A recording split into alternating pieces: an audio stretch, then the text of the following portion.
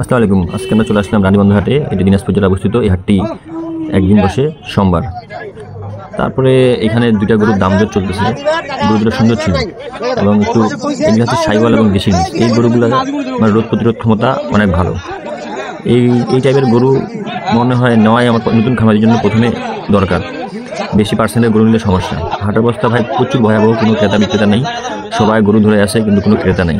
November December মাস ধান কাটা মারার সময়, এই সময় ব্যবসা বাণিজ্য হাটের অবস্থা খুব ভয়াবহ।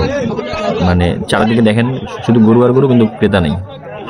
তারপর আমি একটা পছন্দের আমার গরু, যে গরুগুলো আমি সাজেস্ট করি 3 মাসের জন্য ফ্যাটিংয়ের জন্য, এই গরুগুলো 3 মাসে, এই গরুটা দেখেন, এই গরু হোক সবসময় মানে চালাক চতুর চঞ্চল, লাফি গুঁতা মারবে। এই গরুগুলো না তাড়াতাড়ি মোটা হয়, এরা খায়ও বেশি, এরা শয়তানও বেশি, মোটা হয় তাড়াতাড়ি।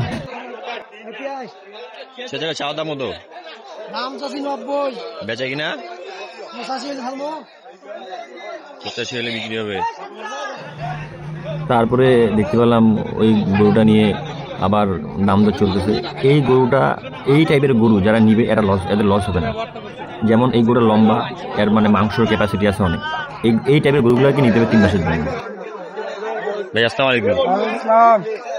ভাই আর সাপ দুই টাকার আপনার জোড়া না সিঙ্গেল? সিঙ্গেল নিলে সিঙ্গেল পাওয়া যাবে, জোড়া আছে তো জোড়াই করছি। জোড়া কত এটা? জোড়া জোড়াটা জি 175। বেচা কিনা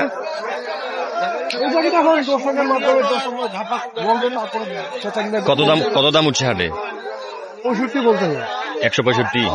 গরুর বাজার কেমন এখন? বাজার হালকা ভাই, স্লো। বেচা কিনা নাই? বেচা কিনা একদম নাই, মাঠে কোনো খরিদ্দার নেই। কারণটা কি?